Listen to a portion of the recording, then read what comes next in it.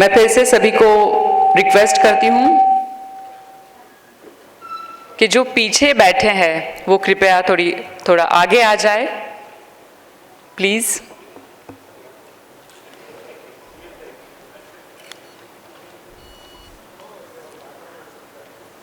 Thank you. On behalf of Bombay Chamber of Commerce and Industry, I take immense pleasure to welcome all the dignitaries, special invitees, speakers, farmers, delegates, pan-India. पूरे भारतवर्ष से आए हुए सभी अतिथिगणों का तहे दिल से इस्तकबाल करती हूँ, सभी का स्वागत करती हूँ। I am Dr. Mrinmayee and I am delighted to be the compeer of this event today. This is a day 2 of 13th AgriCorp conference and buyer-seller meet. BCCI, Bombay Chamber of Commerce and Industries, is one of the oldest chamber in the country, and it has an illustrious history of 186 years. So let's begin with today's session. Today is day 2, and to begin with, I invite Mr. Rajan Raze, Director, Nychem Solutions Private Limited, and I request him for recap of day 1. Thank you so much, sir. Namaskar. Thank you, Mrinmayee.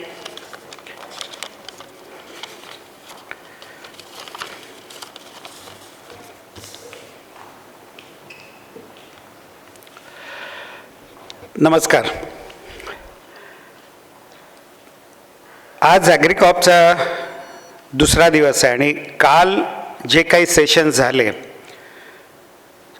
कदाचित काही लोक काल नसतील, तर त्या लोकांच्या दृष्टीने किंवा इवन आपल्या दृष्टीने एक मेमरी ब्रश करण्याच्या दृष्टीने मी क्विकली काल काय काय झालं ते सांगतोय. तो आजच्या दिवसाचं मी त्याला टोन सेटिंग म्हणेन. सो कालचा दिवस ऑनरेबल प्रोफेसर रमेश चांद, मेंबर नीती आयोग, त्यांच्या कीनोट ॲड्रेसनी सुरुवात झाली.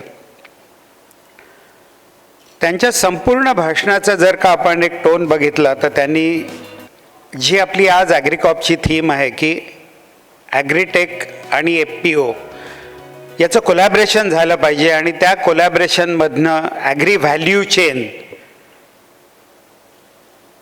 एक रॉबस्ट ॲग्री चेन आपली तयार व्हायला पाहिजे. कारण जोपर्यंत व्हॅल्यू चेन नाही आहे तोपर्यंत कुठलाच बिझनेस सस्टेन होऊ शकत नाही, वाढू शकत नाही.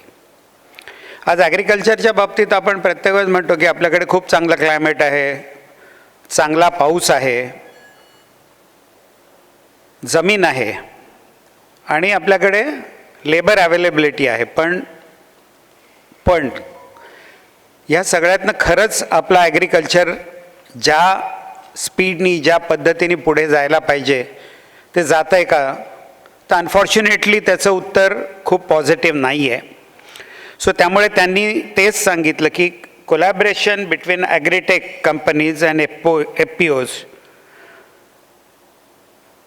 To cater to the demand side. आणि ह्या सगळ्याचा जो बेनिफिट आहे तो फार्मरला मिळायला लागेल, एक्सपोर्ट आपलं वाढायला लागेल, डोमेस्टिक जी आपली डिमांड आहे ती इफेक्टिवली पुरी व्हायला लागेल आणि इवन डोमेस्टिक जो क्लायंट आहे त्याला योग्य क्वालिटीचं जे प्रोड्यूस आहे, फ्रेश प्रोड्यूस, ते मिळायला लागेल. त्याच्यानंतर Shri Abdul Sattar, minister of agriculture, government of Maharashtra, त्यांनी त्यांचं भाषण दिलं. त्यांनी कॅटेगरिकली सांगितलं की सध्याचं जे गव्हर्नमेंट आहे त्या गव्हर्नमेंटचा एम्फसिस हा ॲग्रिकल्चरला सपोर्ट करणारा असणार आहे.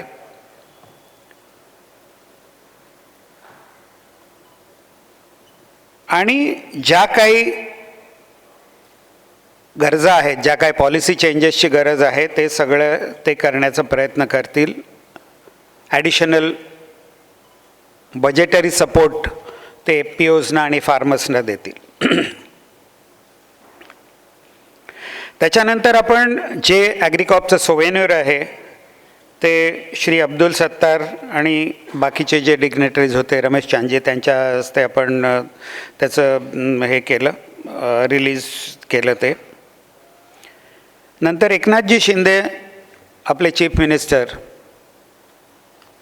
अनफॉर्च्युनेटली ते येऊ शकले नाहीत काही त्यांच्या बाकीच्या कामांमुळे, पण त्यांनी त्यांचं भाषण आपल्याला पाठवलं होतं ते वाचून दाखवलं. त्यांनी ॲग्रिकॉपला त्यांचे चांगले जे विशेष होते ते दिले. त्यांनीही तेच सांगितलं त्यांच्या भाषणात की नीड ऑफ डिजिटायझेशन, प्रोफेशनॅलिझम आणि गुड इन्फ्रास्ट्रक्चर फॉर ॲग्रिकल्चर आणि FPOs हे वाढायला पाहिजे.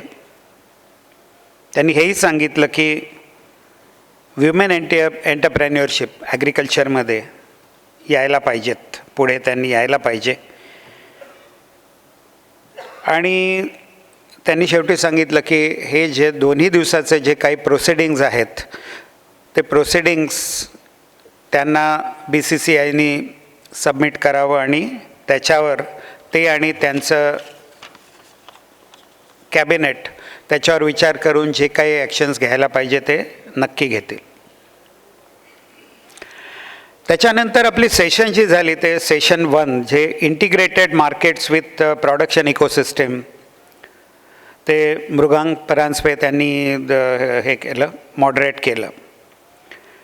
आणि तिथे जे काही पॅनलिस्ट होते त्या पॅनलिस्टनी एक खूप चांगलं सांगितलं की विशेषतः विलास शिंदे त्यांनी सांगितलं की ॲग्रिकल्चरकडे बिझनेस ह्या दृष्टीने बघण्याची जरूर आहे. हा दृष्टिकोन फार्मरकडनं बदलला गेला पाहिजे. तो जोपर्यंत बदलला जात नाही तोपर्यंत ॲग्रिकल्चरमध्ये जो प्रोफेशनॅलिझम यायला पाहिजे, जी काही कमिटमेंट यायला पाहिजे ती येणं अवघड आहे. आणि दुसरा चांगला विचार त्यांनी सांगितलं की कन्झ्युमर हा राजा आहे. जसा बिझनेसमध्ये आपण म्हणतो की consumer is the king and he drives the business. So हीच गोष्ट प्रत्येक ॲग्रिकल्चरिस्टनी किंवा FPOsनी बघायला सुरुवात करायला पाहिजे. कारण एकदा कस्टमर किंवा कन्झ्युमर ओरिएंटेड अप्रोच आला की ऑटोमॅटिकली चांगली क्वालिटी, चांगलं पॅकेजिंग, चांगली प्राईज या सगळ्या गोष्टी ऑटोमॅटिकली यायला लागतील आणि ह्या सगळ्याचा फायदा शेतकऱ्याला किंवा FPOला व्हायला लागेल. सेशन दुसरं जे होतं ते accelerating agtech startup collaboration with value chain. त्याच्यामध्ये पहिल्यांदा Manish Raut, business head hydroponics और हायग्रॉनिक्स हाय मीडियाचे जे आहे जॉईंट व्हेंचर, तिथे त्यांनी ॲग्रिकल्चरमध्ये डे बाय डे नवीन टेक्नॉलॉजी काय असायला पाहिजे की आपण बरेच दिवस हायग्रोपोनिक्सवर ऐकतो किंवा ॲक्वापोनिक्सबद्दल ऐकतो. तर त्यातलं हायग्रोपोनिक्स, कारण दिवसेंदिवस जरी आपल्याकडे लेबर जास्ती असलं तरी आपल्या लक्षात येतं की जेव्हा खरंच जरूर असते तेव्हा लेबर नाही मिळत, जर मिळालं तर योग्य प्राईजमध्ये नाही मिळत. आणि पेरिशेबलमध्ये जेव्हा तुम्ही काम करता त्यावेळेस जर का प्रत्येक गोष्ट प्री हार्वेस्ट किंवा पोस्ट हार्वेस्ट जर का वेळेवर झाली नाही तर त्याचा शेवटी जे ॲग्रिकल्चरचा एक्सपेक्टेड आउटकम आहे त्याच्यावर परिणाम होतो. सो त्या दृष्टीने ॲग्रीटेक किंवा ॲग्टेकचा संपूर्ण जो इम्पॉर्टन्स सांगण्याचा जो प्रयत्न तोच आहे की जेवढं काही मेकनायझेशन, जेवढं काही डिजिटायझेशन FPOsना किंवा शेतकऱ्यांना करता येईल ते त्यांनी करण्याचा विचार करायला पाहिजे. आणि ॲग्टेक जे स्टार्टअप जे लोक आहेत त्याही लोकांनी शेतकऱ्याची किंवा FPOची खरी जरूर काय आहे ते समजून घेऊन त्यांनी त्यांच्याही डेव्हलपमेंट्स करायला पाहिजेत. कारण जोपर्यंत डिमांड आणि सप्लाय ह्या गोष्टीचा मेळ बसत नाही आहे तोपर्यंत कितीही चांगलं तुमचं प्रॉडक्ट असलं, ते ॲग्टेक असो ते ॲग्री असो, त्या दोन्हीचा शेवटी फायदा होत नाही. सो हायड्रोपोनिक्स ही जे टेक्निक आहे की व्हर्टिकल फार्मिंग करता येईल, कमीत कमी पाणी लागेल, कमीत कमी इनपुट प्रॉडक्ट्स लागतील कमीत कमी लेबर लागेल आणि प्रॉडक्शन आउटपुट हे सबस्टॅन्शियली वाढेल. ते कसं करता येईल ते त्यांनी दाखवलं. त्यांचं रिसर्च सेंटर जे इगतपुरीला आहे तिथे कधीही जाऊन तिथे आपल्याला व्हिजिट करून ते शिकता येईल, पाहता येईल. त्याचं कॉस्ट काय आहे, कसं ते हँडल करता येईल, ह्या सगळ्याचं त्यांनी एक फ्रीडम प्रत्येक FPOला, प्रत्येक प्रोग्रेसिव्ह फार्मरला दिलेलं आहे. नंतरचं जे सेशन होतं ते सेशन जे होतं ते बेसिकली एक्सटेन्शन की ॲग्रीटेक आणि FPOचं कसं सांगड व्हायला पाहिजे. तर तिथे त्या पॅनलनी सांगितलं की using alternate sources of energy, म्हणजे सोलर एनर्जी कशी आपल्याला वापरता येईल, कसं आपल्याला पेट्रोलियम डिमांड कमी करता येईल. आणि सोलर एनर्जी ऑब्व्हियसली त्याची कॉस्ट आज तरी कॅपिटल कॉस्ट जास्ती असेल, पण त्याच्यानंतरची जी काही रिकरंट कॉस्ट आहे ती कमी असते. सो त्याचा उपयोग कसा करता येईल. त्याच्यानंतर जे कॅपिटल इन्व्हेस्टमेंट जी काही ॲग्रिकल्चरला पाहिजे मॉडर्नायझेशनसाठी, ते आपल्याकडचं कमी लँड होल्डिंगमध्ये अनफॉर्च्युनेटली बऱ्याच वेळा कळत असतं पण वळत नाही. सो ज्या काही सर्व्हिसेस आहेत डेव्हलप केलेल्या त्या कशा एकमेकाबरोबर शेअर करता येतील. मग तिथे युनायटेड फॉस्फरस असो किंवा इकोझेन असो किंवा बाकीचे जे काही लोक असोत की त्यांनी चालू केलेलं कोल्ड चेन लॉजिस्टिक्स की तो इफेक्टिवली कसं वापरता येईल की स्वतः कॅपिटल लॉक न करता. कसे सोलर सिस्टीम बेस्ड पंप किंवा solar system based cold storages वापरता येतील. किंवा बाकी जे टेक्नॉलॉजिकल इनपुट्स लागणार आहेत की प्री हार्वेस्टसाठी हार्वेस्टर्स लागणार असतील, हार्वेस्टिंगसाठी स्प्रेइंग मशीन्स लागणार असतील. जेव्हा तुमची लँड होल्डिंग कमी असते तेव्हा तुमचं जे हे इक्विपमेंट आहे त्या इक्विपमेंटची क्वालिटी आणि एफिशियन्सी ही नेहमी कमी असणारच आहे. आणि आज जग इतकं पुढे गेलेलं आहे की लँड होल्डिंग जास्ती असल्यानंतर ड्रोन स्प्रेइंग किंवा ड्रोन ऑब्झर्वेशन्स किंवा सॉईल टेस्टिंगसाठी हे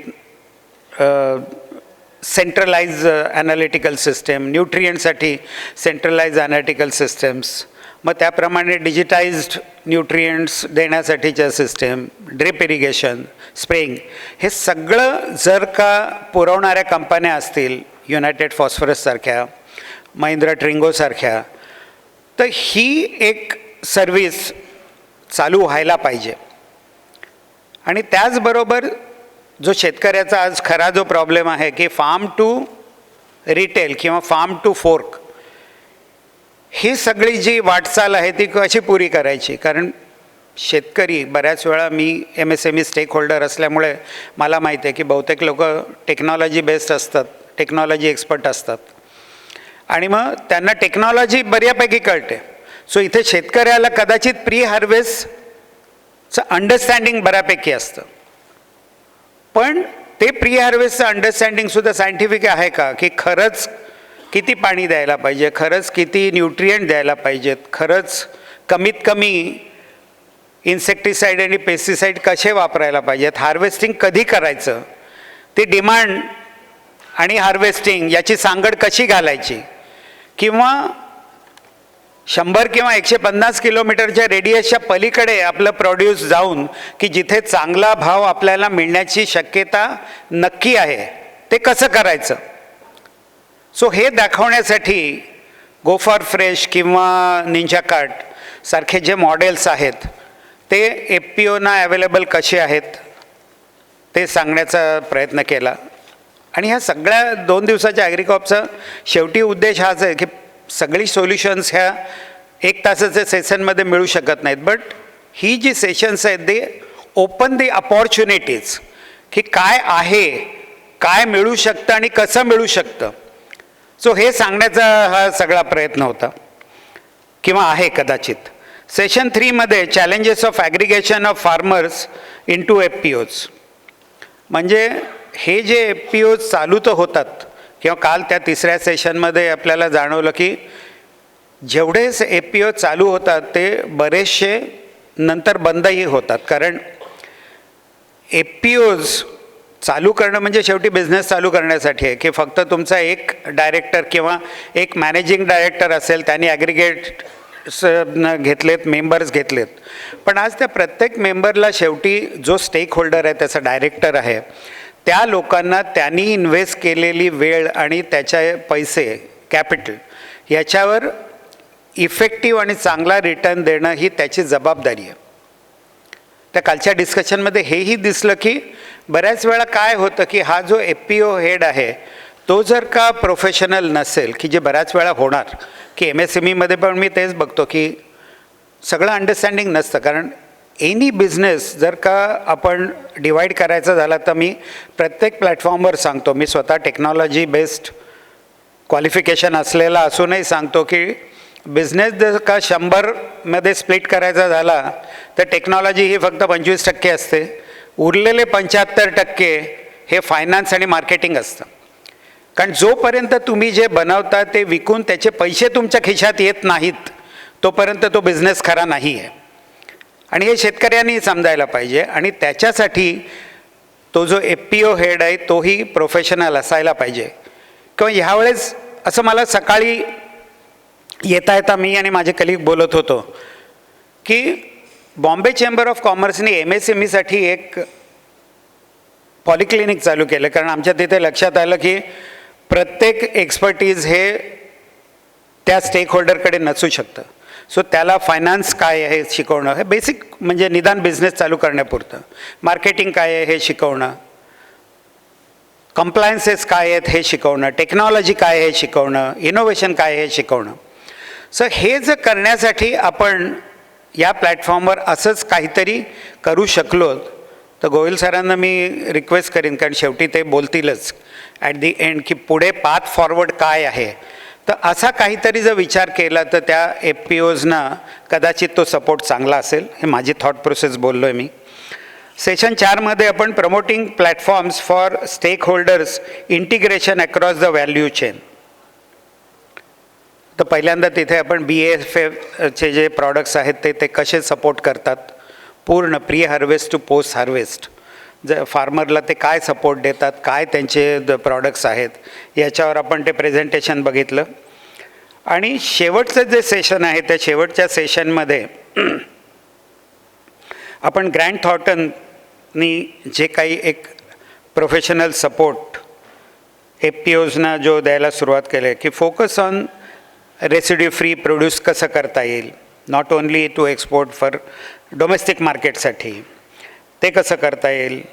त्याच्यानंतर बेनिफिट फॉर पोटेन्शियल क्रॉप्स काय आहेत, वेगवेगळे क्रॉप सिलेक्शन का करायला पाहिजे, कसं करायला पाहिजे, की प्रत्येक वेळेस हॉर्टिकल्चर हाच उद्देश असू नये तर कॅस्टर ऑइल, राईस, मेज, सोयाबीन हे फार्मर्स लोकांनी नुसतं डोमेस्टिक नाही तर एक्सपोर्टच्या दृष्टीने पण ऑइल सीड्स हा विचार करायला पाहिजे. हे आपण शिकलो आहे, हे आपण ऐकलं आहे. सो हा कालपर्यंतचा प्रवास झाला. सो आज आपण त्याच्या पुढचा प्रवास चालू करूया. So Mrinmayi please. Thank you so much. Thank you so much, sir, for the recap. And again, welcome to all newcomers. मैं फिर से सभी से रिक्वेस्ट करूंगी कि कृपया आगे आ जाए. प्लीज़ थोड़ा सा आगे आ जाए आप लोग जो स्पेशली जो पीछे बैठे हैं. Thank you. यहाँ से भी.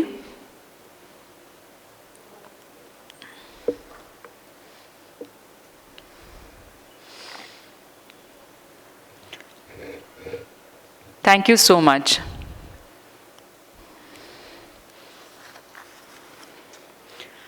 Let's begin with the next session. आज का ये दूसरा दिन है. Yesterday was the first day and अभी सर ने फर्स्ट डे का रिकैप भी किया है. कहते हैं खोल दो परिंदा कहता है परिंदा, खोल दो पंख मेरे कहता है परिंदा, अभी और उड़ान बाकी है. खोल दो पंख मेरे कहता है परिंदा, अभी और उड़ान बाकी है। जमी नहीं है मंजिल मेरी, अभी पूरा आसमान बाकी है, अभी पूरा आसमान बाकी है। और यही आसमान ढूंढने के लिए, आसमान तक पहुंचने के लिए ये 13th Agricop conference and buyer seller meet का आयोजन किया है। सभी का फिर से स्वागत करती हूँ एंड लेट्स स्टार्ट विद the first session of the day.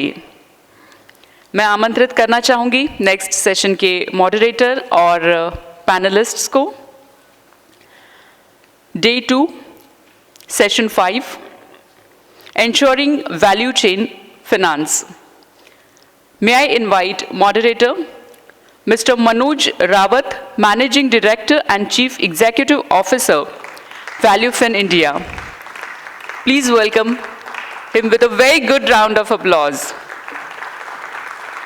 Thank you so much, sir. I also invite the panelist session speakers, Mr.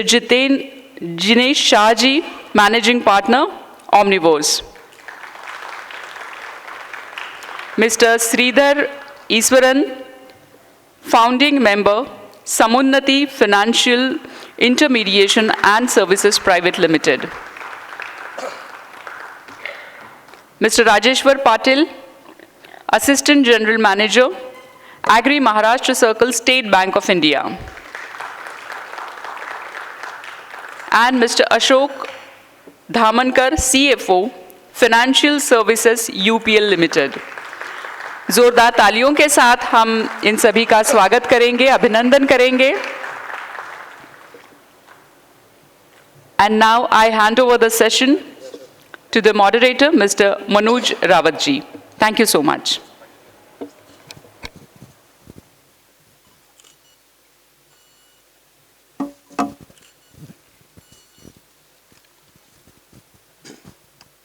Thank you so much. A very good morning and warm welcome to you all. I have with me some of the learned professionals of this industry, ranging from venture capital, equity, people who have done significant work in farmer producer organization or FPO aggregation. We have with us Ms. Samunnati, Mr. Iswaran. We have with us one of the largest bank which has led the financing in this sector, Mr. Rajeshwar Patil. And we have with us Mr. Ashok Dhamankar from UPL. Now during next half an hour what we are going to do? हम अगले 30 minute में क्या discuss करने वाले हैं? Farmer producer company क्या है ये तो आपने सुन लिया होगा, इसके बारे में आपको जानकारी मिल गई होगी। लेकिन सबसे बड़ा पेन पॉइंट जो फार्मर प्रोड्यूसर कंपनी का है वो होता क्या है? पहला पेन पॉइंट और लगता है आखिरी पेन पॉइंट ये होता है कि टाइम पर फाइनेंस मिलना ज़रूरी है। फाइनेंस मिलना पहला पॉइंट है, लेकिन फाइनेंस किस स्टेज पे क्या प्रोडक्ट चाहिए ये भी एक चर्चा का विषय है कि आप इमर्जिंग स्टेज में हैं, आप इंक्यूबेशन स्टेज में हैं, आप जो है आप उस स्टेज को क्रॉस कर चुके हैं जहाँ पर आपको इंक्यूबेशन से आगे बढ़ना है, इमर्जिंग से आगे बढ़ना है और मैच्योर्ड स्टेज में वहाँ पर क्या प्रोडक्ट होने चाहिए। ये सब एक चर्चा का विषय है। तो आज की इस चर्चा में हम यही डिस्कस करेंगे कि क्या क्या फाइनेंशियल प्रोडक्ट्स दिए सकते हैं और एक एफपीओ को सिंस इंसेप्शन, जब से वो शुरू हुई है और जब से मैच्योर होती है, क्या एक अम्ब्रेला ऑफ प्रोडक्ट्स लगते हैं जिसमें प्री हार्वेस्ट जहाँ पर कि आप बीज, खाद इत्यादि प्रोडक्ट्स होते हैं, फिर ग्रोइंग जहाँ पर इंसेक्टिसाइड, पेस्टिसाइड्स और इस टाइप के प्रोडक्ट्स के लिए उनको पैसा चाहिए होता है। उसके बाद वो हार्वेस्टिंग के लिए और हार्वेस्टिंग के बाद वेयर हाउस सीड जैसे प्रोडक्ट्स और फाइनली गो टू मार्केट के जो हमें फाइनेंशियल सर्विसेज चाहिए होती हैं वो सब यहाँ पर हम चर्चा में लाएंगे। तो before we start we'll have a small round of introduction so that you know that who is representing which industry and which area they are working. I would request Jinesh sir to brief about the work about and about the industry. Thank you good morning मेरा नाम जिनेश है मैं एक firm है omnivore वे VC firm है जो early stage agriculture companies में invest करते हैं इक्विटी इन्वेस्टमेंट्स करते हैं हम लोग करीब 10-11 सालों से कर रहे हैं अभी दूसरे फंड से इन्वेस्ट कर रहे हैं और एक नया फंड और रेज करने की ट्राई कर रहे हैं हमारा मेन एफर्ट होता है कि किसानों की बेनिफिट कैसे हो जाए जो हमारी नई नई टेक्नोलॉजीज आती है या नए नए प्रोडक्ट्स या नई नई सर्विसेज हमारी पोर्टफोलियो कंपनी लेके आती है वो किसानों की तरफ कैसे जाता है और उसे कितना बेनिफिट होता है उसकी पूरी कोशिश करते हैं शुक्रिया sir Thank you, Jinesh ji. When you come, we'll discuss how equity and venture capital can play a role in helping the farmer producer organizations set up, start and grow. We'll have now Sridhar Iswaran sir from Samunnati. Please, sir, have you?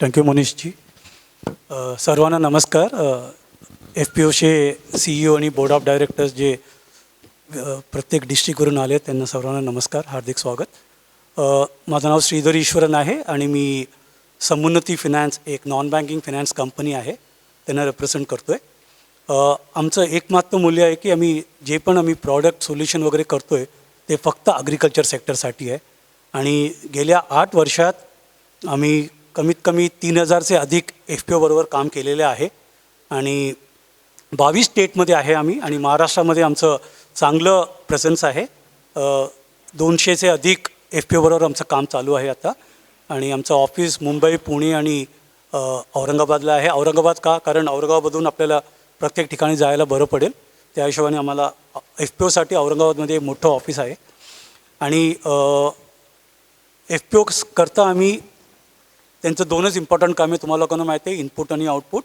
जे तुम्ही ॲग्रिगेशन मॉडेलमध्ये करता आणि त्याच्याकरता समुन्नती working capital आणि काय काय F P ओना टर्म लोन लागेल समजा त्यांना प्रोसेसिंग युनिट टाकायचं असेल किंवा कोल्ड स्टोरेज असेल व्हॅल्यू ॲडिशन करायचं असेल त्याच्याकरता आम्ही टर्म लोन पण करतो आणि याच्या अतिरिक्त आम्हाला हे पण माहिती आहे की F P O different maturity लेवलमध्ये असतात काही नेसेंट नवीन एफ पी ओ असतात काय काय एफ पी ओ 3 ते 5 वर्ष त्यांचं थोडं काम चालू आहे आणि काय काय एफ पी ओ 10 वर्षापर्यंत आहे आणि त्यांचं टर्नओव्हर तुम्हाला माहिती आहे की 20 लाख ते 10 कोटीपर्यंत असतात तर समुन्नती काय करतो आम्ही सर्व एफ पी ओना एक असेसमेंट करतो आणि त्या हिशोबाने त्यांचं एक सोल्युशन करून देतो समजा त्यांचं ते इनपुट किंवा आउटपुट ॲक्टिव्हिटी आणि मेंबर एंगेजमेंट त्यांचं चांगलं होईल पुढे आम्ही जास्त सांगत जाणार पण समुन्नती हे संस्था फक्त ॲग्रिकल्चरमध्ये आणि आहे आणि 2000 अधिक एफ पी ओबरोबर आम्ही काम करतो आणि एफ पी ओ सिस्टम आम्ही चांगलं करतो धन्यवाद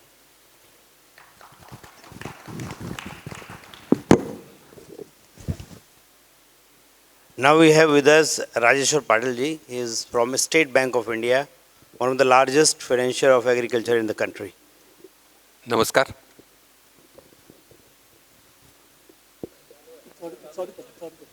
नमस्कार मी Rajeshwar Patil assistant general manager agri department State Bank of India local LHO Maharashtra Mumbai मी महाराष्ट्रातल्या कृषी विभागाचा काम पाहतो आणि एक जसं आत्ता सरांनी सांगितलं की सर्वच अर्थानं मोठी असलेली स्टेट बँक जिच्यामध्ये माझे 36 वर्ष पूर्ण झालेले आहेत तर मी एक शेतकरी आहे आणि एक बँकरही आहे तर ह्या दोन्ही भूमिकातून जेव्हा मी बँकेच्या अँगलने पाहतो आणि शेतकऱ्यांच्या अँगलने पाहतो तर आपल्याला बँकेच्या नियमाच्या चौकटीमध्ये राहून काय करता येतं या गोष्टीचा आम्ही सतत वेध घेत असतो आजही आपण या चर्चासत्राच्या मध्ये या अँगलने आपण काय करता येऊ शकतं काय करत आहोत आणि पुढे काय करता येईल या गोष्टींचा आपण वेध घेऊयात धन्यवाद We have now Ashok Damankar ji from United Phosphate Limited. Namaskar. I represent a company called United Phosphorus Limited. सरांनी सांगितल्याप्रमाणे मी पण एक शेतकरी आहे आणि फायनान्समध्ये मी काम बघतोय as a CFO for financial services in UPL. I would like to tell take 2 minutes to narrate a story about a revolutionary farmer. ही गोष्ट आहे 1915मध्ये जेव्हा world war 1 was going on, that time one क्रांतिकारी, त्यांचं नाव होतं पांडुरंग सदाशिव कानखोजे. तुम्ही बघा गुगलवर, तुम्हाला त्याची माहिती मिळेल. So when the revolution was happening and this particular revolution failed, so he had to go and take asylum in Germany. And that time, because of World War I, Germany also was going through problems. Economy was devastated because of war, and he had to go out of Germany. So he had some connection with Mexican revolutionaries who were supporting Indian revolutionaries. So that's how he could go to Mexico. मेक्सिकोमध्ये एका छोट्याशा गावामध्ये त्यांनी आश्रय घेतला. भूकमारीमध्ये त्यांनी काही दिवस काढले आणि तिकडचे जे राष्ट्रपती होते त्यांची एका कार्यक्रमामध्ये ओळख झाली.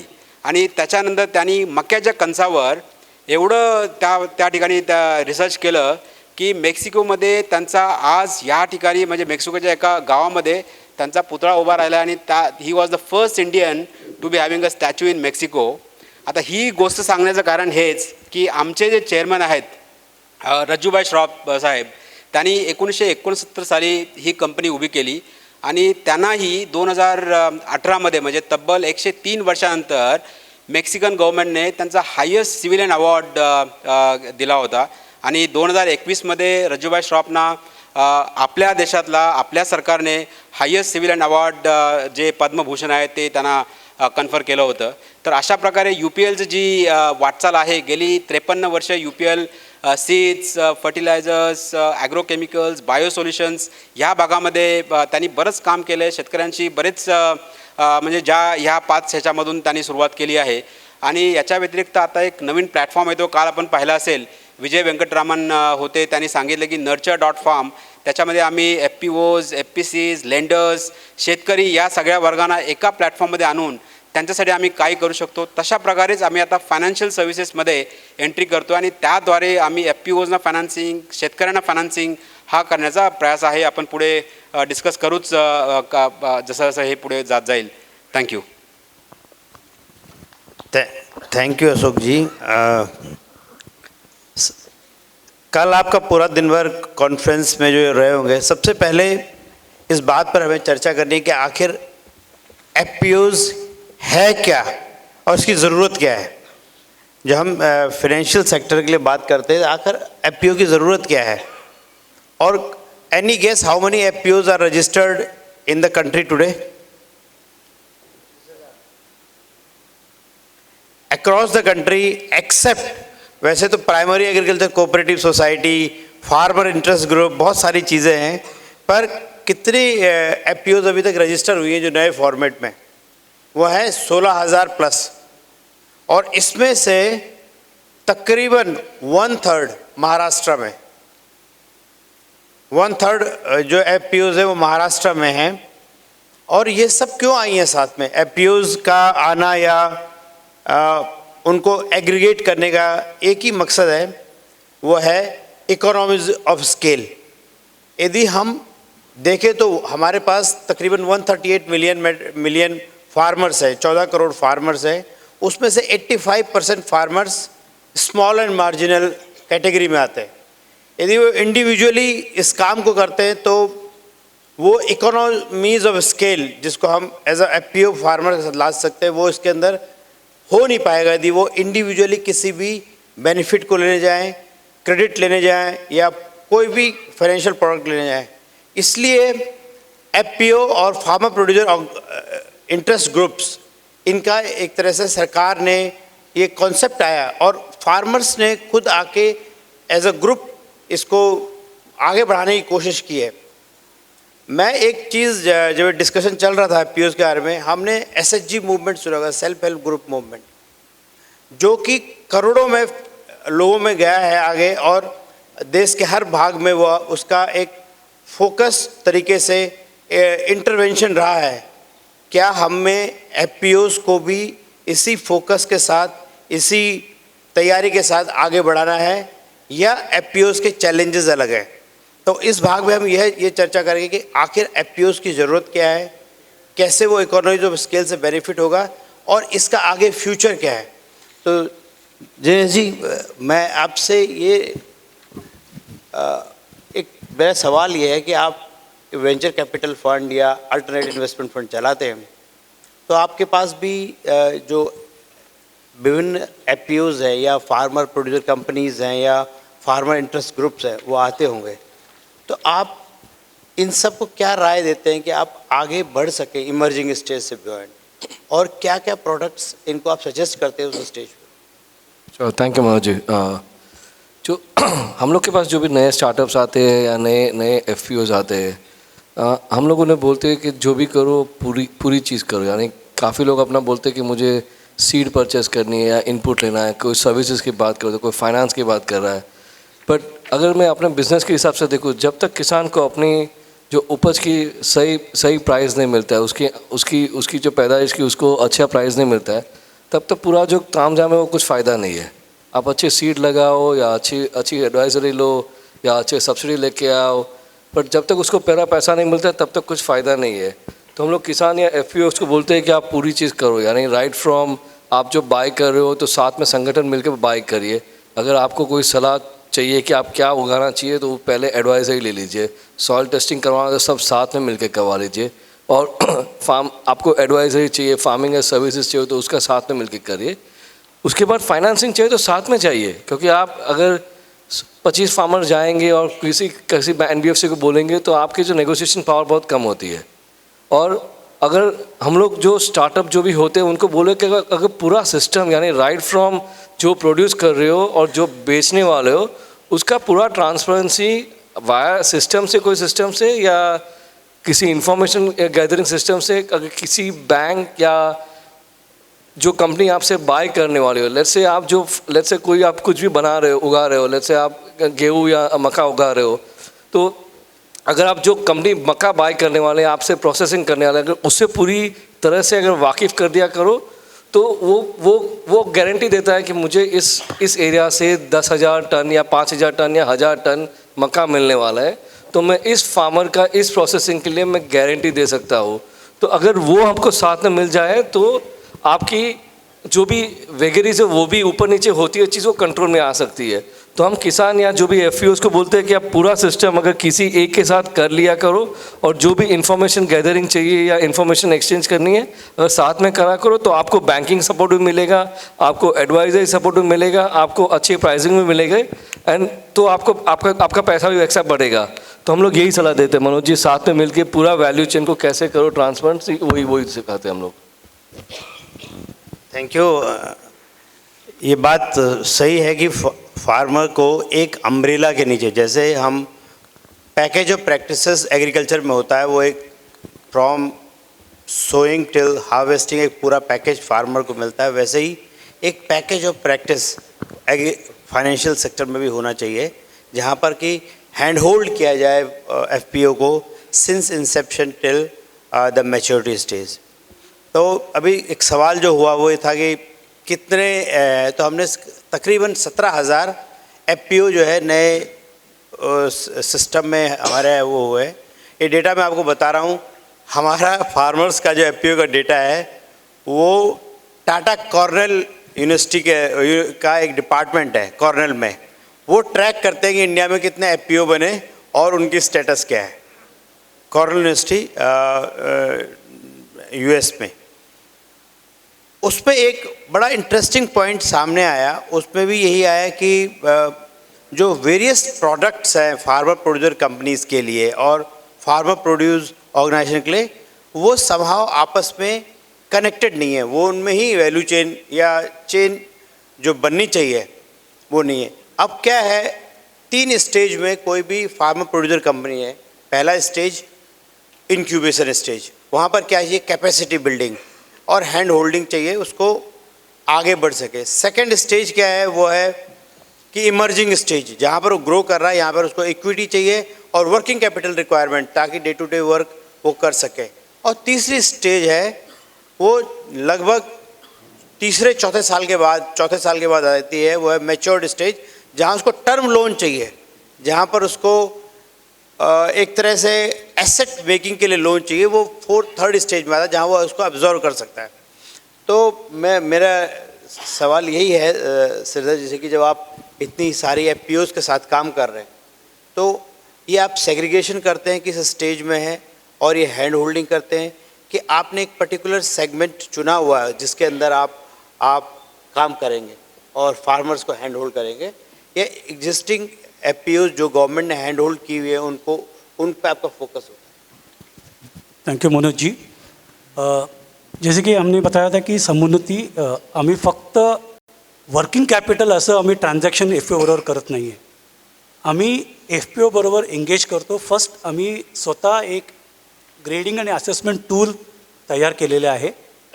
त्या ग्रेडिंग आणि असेसमेंट करताना आम्हाला कळते की एफ पी ओचं 5 ते 6 एरियाजमध्ये कसं इंटरेस्ट आहे. एक त्यांचं बिझनेस आणि फिनान्शियल प्लॅन कसं आहे, त्यांचं लीगल कंप्लेंट्स गव्हर्नन्स कसं आहे, मेंबर एंगेजमेंट आणि आउटरीच कसं आहे, त्याबरोबर एफ पी ओ काय टेक्नॉलॉजी या बाबतीत काम केलेलं आहे का, आणि शेवटी त्यांचं मार्केट कनेक्ट काय.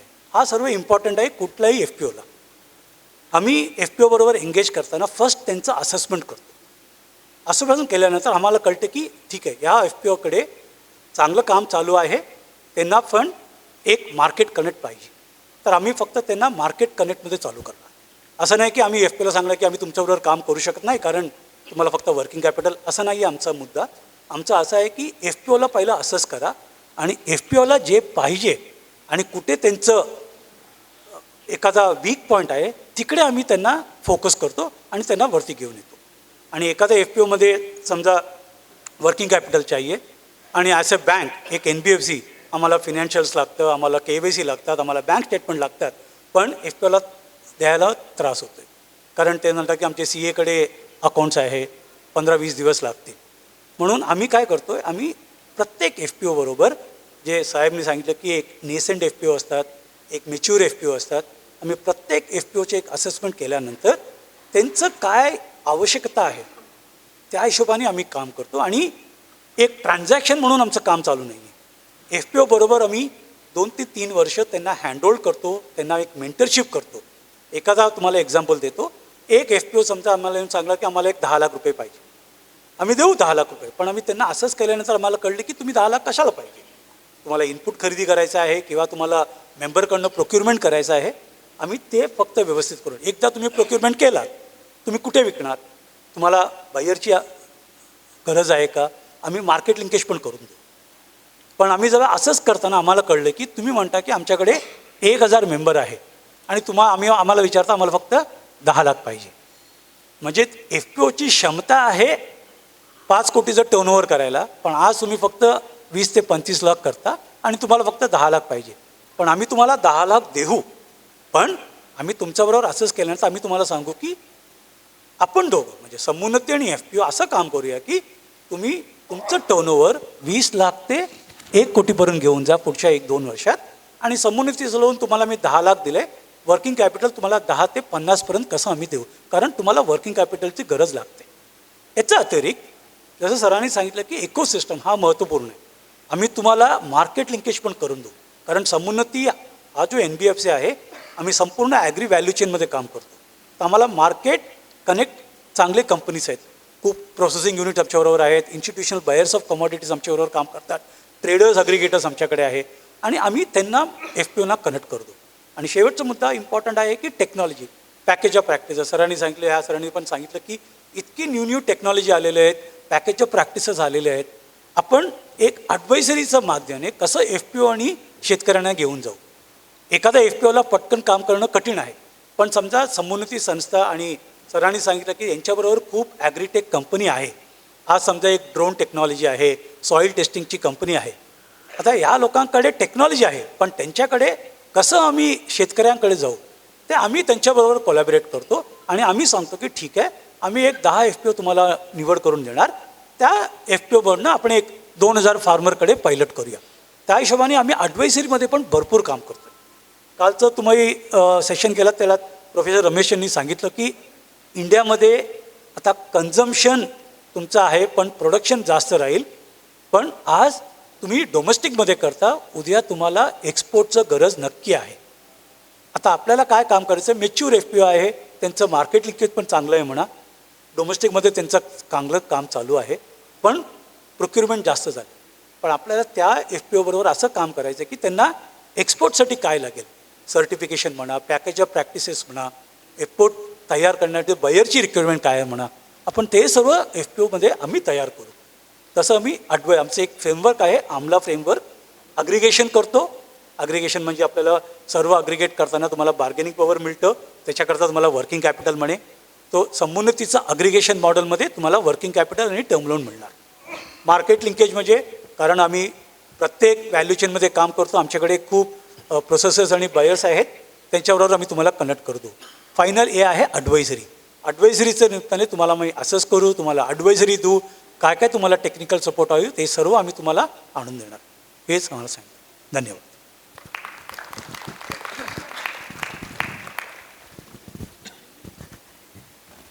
जब हम फाइनेंस की बात कर रहे हैं, अभी समुन्नति ने बताया ये प्रायोरिटी सेक्टर में नहीं है, पर ये from farm to fork, from yielding crop yield till harvesting, सब क्षेत्र में वो काम कर रहे हैं. लेकिन जो पब्लिक सेक्टर बैंक्स हैं और बैंक्स हैं, उनको एक टारगेट होता है प्रायोरिटी सेक्टर लेंडिंग टारगेट्स, और इस साल का टारगेट जो है 3 लाख करोड़ रुपया है. इट इज़ सो मैं जब देख रहा था उनका सर्कुलर, उसमें फार्मर, JLG, FPO सब उसमें कवर्ड होते हैं. यदि हम मैंडेट कर दें कि भाई 1% पैसा सिर्फ इसमें से फार्म प्रोड्यूस ऑर्गेनाइजेशन को चला जाए with certain subvention, because priority sector lending generally lower rate पे होती है, क्रॉप लोन रेट पे होती है. तो यदि ऐसा एक मैंडेट हो कि 1% आपको केवल फार्मर प्रोड्यूसर ऑर्गेनाइजेशन को देना है एज अ वर्किंग कैपिटल और as a short term loan और एज अ वेयर हाउस रसीद, आई थिंक इससे काफ़ी लिक्विडिटी और काफ़ी क्रेडिट फ्लो सिस्टम में बढ़ सकता है. इसको हम स्पेसिफिक फोकस करें. जैसे कि सर्कुलर के अंदर ये लिखा होता है कि 18% आपका स्मॉल एंड मार्जिनल फार्मर को जाना है, 40% आपका जाना है पूरा का पूरा प्रायोरिटी सेक्टर को, जिसमें MSMEs और ये सारी गतिविधियां भी आती हैं. तो यहाँ पर एक चीज़ जो इमीडिएट हम कर सकते हैं और जिसको हम एडवोकेसी की तरफ दे सकते हैं कि एक part 1% annually should be targeted to the farmer producer companies. तो मैं अभी राजेश्वर जी से इस सिलसिले में बात करूंगा, क्योंकि आप क्रॉप लोन जाते हैं, क्रॉप लोन में सबवेंशन होता है, सबवेंशन सब्सटेंशियल है, और क्या ये सबवेंशन का बेनिफिट आप फार्मर प्रोड्यूसर ऑर्गेनाइजेशंस को भी दे रहे हैं, और दे रहे हैं तो किस तरीके से आप उनको फाइनेंस करते हैं, क्या आपका मिनिमम क्राइटेरिया, क्या मैक्सिमम क्राइटेरिया है फाइनेंस करने का FPOs को, which are I am talking about the new which has come up. So इसमें being a banker you would have done short term loans, long term loans. तो what was the objective, what was the motto behind कि हम short term करें, इसको करें, long term इसको नहीं करें, इसको करें, तो ये सेग्रीगेशन में थोड़ा इसमें समझाएंगे. Thank you. जी sir, thank you. Sir, farmer producer company के एंगल से हम देखा जाए कि बैंक के साथ जुड़ जाना ये बहुत ही महत्वपूर्ण होता है. सर, किसी भी बैंकर को जब हम लेंडिंग करते तो 3 चीज़ें हम लोग देखते हैं. एक कैपेसिटी, कैपिटल और कैरेक्टर. अगर हम इकट्ठा होके बात करते हैं, इकट्ठा हो जाते हैं, एक दूसरे को समझ लेते हैं, यानी कि एक फार्मर इकट्ठा होके उसकी कंपनी बनाता है. और दूसरा, हम जब इकट्ठा होते हैं तो जाहिर है हमारी कैपेसिटी बढ़ जाती है.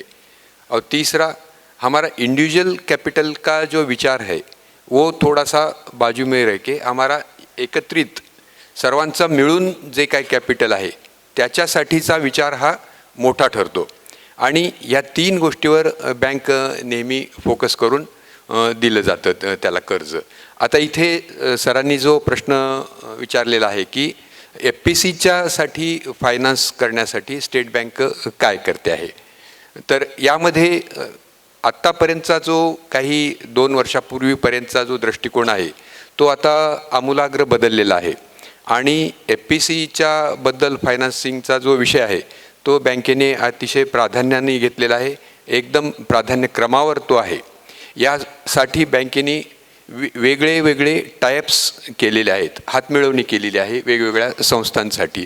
जसं की महाराष्ट्रामध्ये MHA-FPC जे FPCची संघटना आहे, ज्यांच्या अम्ब्रेलामध्ये 700-750 FPC आहेत, की ज्यांचं मार्गदर्शन त्यांना मिळतं आणि आम्हालाही एकत्रितरित्या त्यांच्यापर्यंत पोहोचणं सुकर होतं.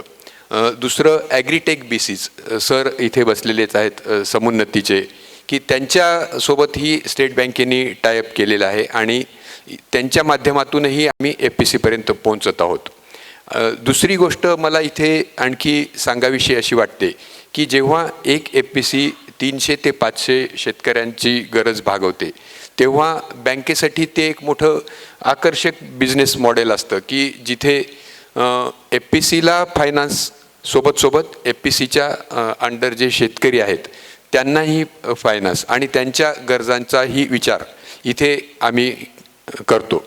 आणि यासोबतच ॲग्री व्हॅल्यू चेन फायनान्समध्ये आम्हाला असं आढळून आलेलं आहे की FPCs हा फार मोठा महत्त्वपूर्ण रोल इथे निभवू शकतात. ज्याच्यामध्ये आम्ही एक प्रायोगिक तत्वावर नाशिकमध्ये मॉडेल सुरू केलेलं आहे ॲग्री व्हॅल्यू चेन फायनान्सचं, जिथे सुरुवातीला शेतकऱ्यांना आम्ही कर्ज दिलं, ज्याला उत्पन्नासाठीचं वेगवेगळ्या कारणाचं वेगवेगळ्या धान्यांचं वगैरे उत्पादन, त्यांना लागणारे इनपुट डीलर्स तिथे त्यांना फायनान्स झाला, त्या शेतकऱ्यांना फायनान्स झाला क्रॉप लोन वगैरेच्या स्वरूपामध्ये किंवा काही ड्रीप किंवा इरिगेशन सिस्टीममध्ये. त्याच्यानंतर त्यांचं जे काही अन्नधान्य विकत घेणारे लोक आहेत आणि ते त्याच्यावर प्रक्रिया करणारी मंडळी आहे तिथे फायनान्स झाला.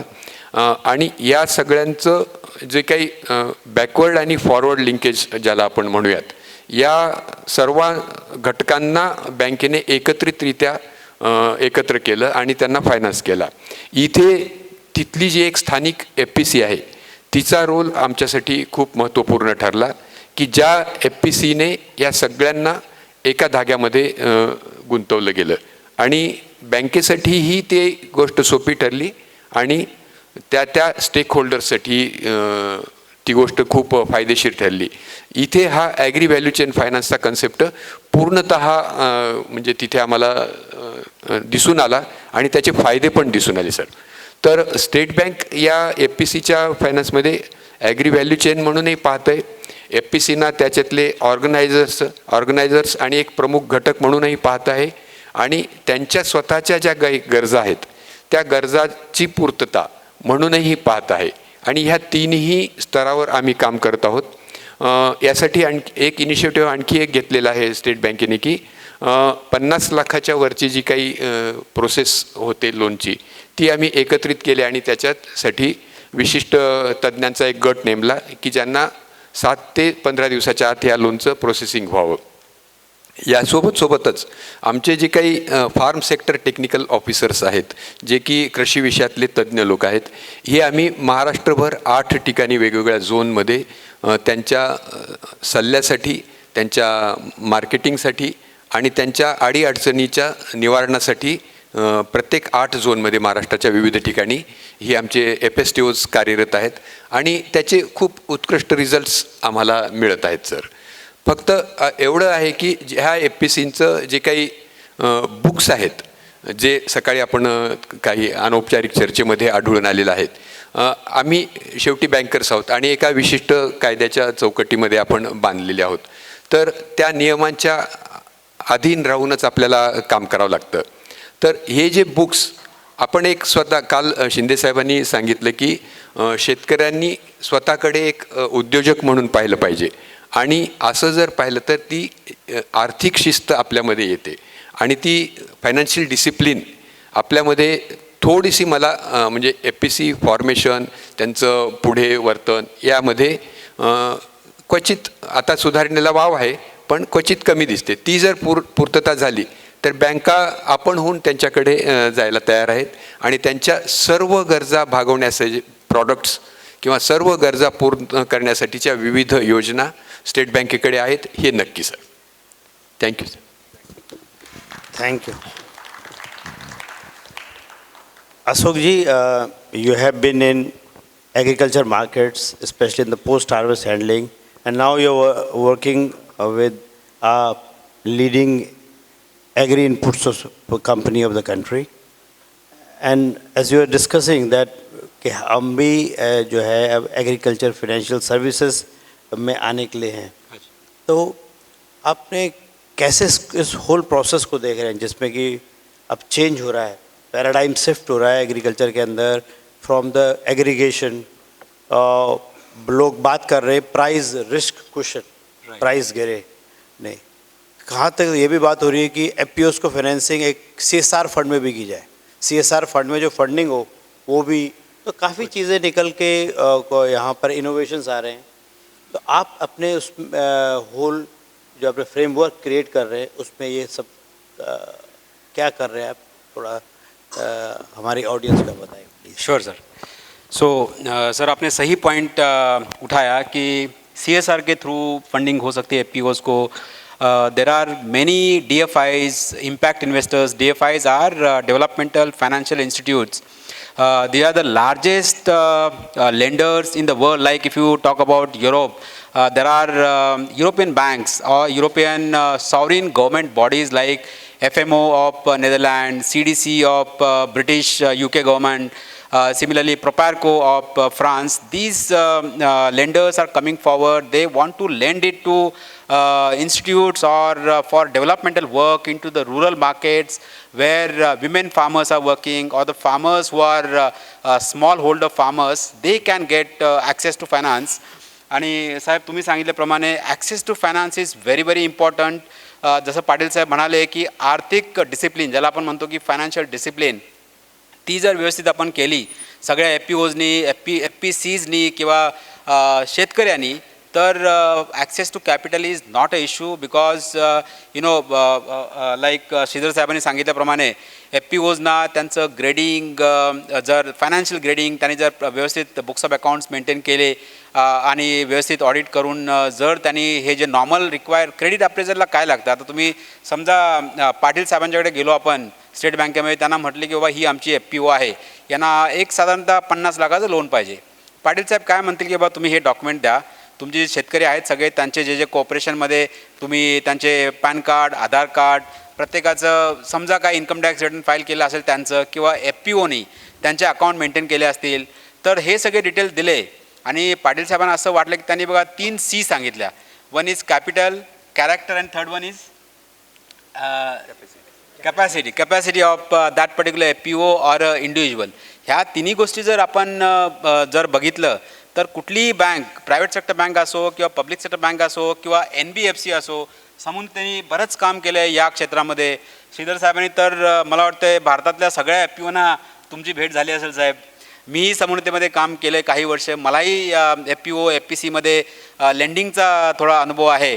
आणि या दृष्टिकोनातून आम्ही UPLमध्ये काय ठरवलं की काल शिंदे साहेबांनी सांगितल्याप्रमाणे सीड टू प्लेट, सीड म्हणजे बियाणापासून ते आपण जेव्हा जेवतो, ब्रेकफास्ट करतो त्यावेळेपर्यंत जे प्रोसेस आहे त्या पूर्ण प्रोसेसमध्ये आपण फायनान्स कसं, आता साहेबांनी सांगितल्याप्रमाणे पॅराडिम शिफ्ट कसं करू शकतो.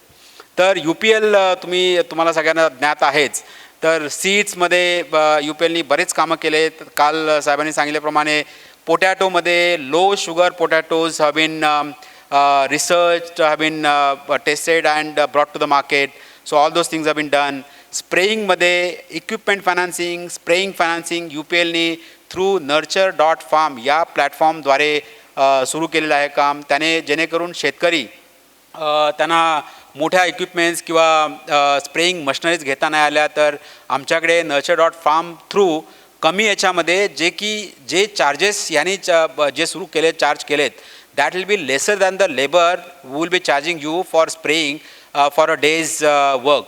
So that way seeds, spraying during the cultivation, आणि निमेश साहेबांनी सांगितल्याप्रमाणे, जिनेश साहेबांनी सांगितल्याप्रमाणे सॉईल टेस्टिंग या सगळ्या क्षेत्रामध्ये UPLने कॉम्प्रिहेन्सिव्हली सगळ्या लाईक सीड टू प्लेट ह्या सगळ्यामध्ये काम केलं आहे. आणि याच्याद्वारे आम्हाला असं वाटलं की एक लेग जो आहे दॅट इज फायनान्सिंग, तो जर आपण या ठिकाणी जर आणला तर असं होऊ शकेल की सायकल पूर्ण होईल. सायकलमध्ये सुरुवातीपासून सीडपासून ते फायनल फायनान्सिंगमध्ये. आता फायनान्सिंग आम्ही कसं करू, आता एफपीओजला जर फायनान्सिंग द्यायचं असेल तर 2 प्रकारे करू शकतो.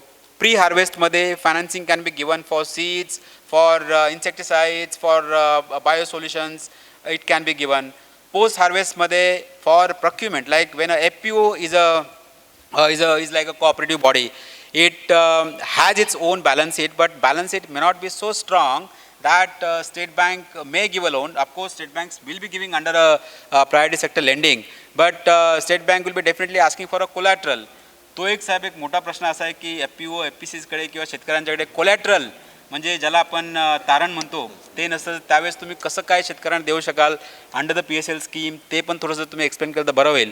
तर आमच्या दृष्टिकोनातून आम्ही असं म्हटलं की without collateral suppose you have to give a money to FPOs, FPCs or to the farmers. So in that case what we can do, like when the harvesting happens, FPO can procure from the farmers and they that like take a case of Mecca, maize, सांगलीमध्ये किंवा आपला जो belt आहे मक्याचा, तिथल्या काही शेतकरी संस्थांनी किंवा कोऑपरेटिव्हनी मक्का प्रोक्युअर करून प्रोसेसिंगला किंवा ओलामसारख्या कंपनीला किंवा ITC सारख्या कंपनीला विकली, तर ITC can pay directly to NBFC or to a finance company, so that finance company or a lender can have a charge over the cash flow which is going to come because of this process. So that can avoid collateral. So such issues can be addressed, and that way we are thinking that UPL is foraying into financial services to address such issues, so that from seed to plate, as we said yesterday, that can be addressed. So that's a proposal, sir.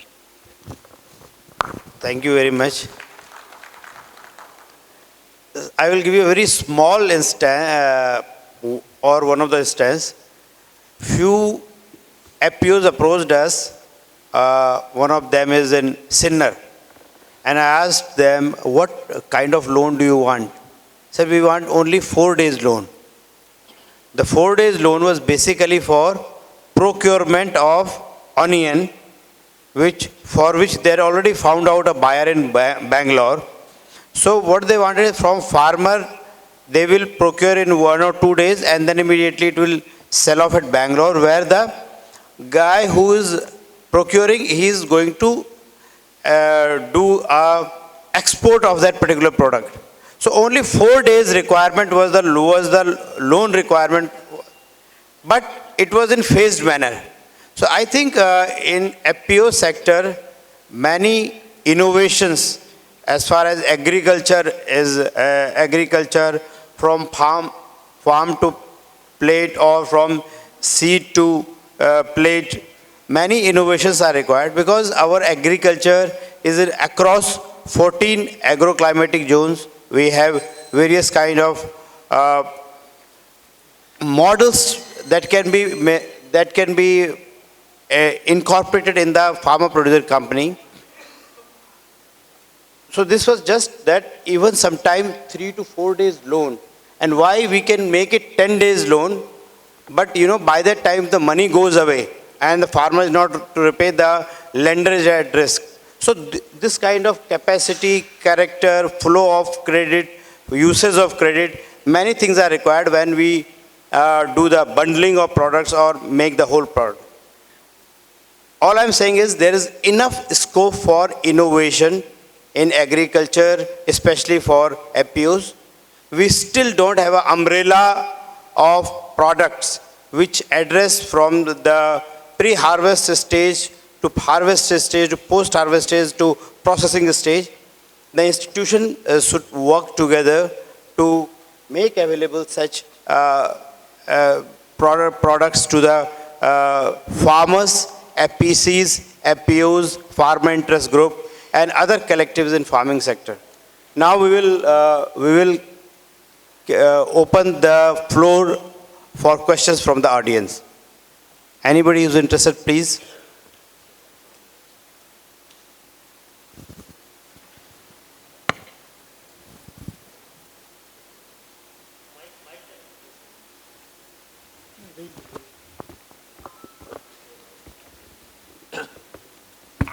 Hello.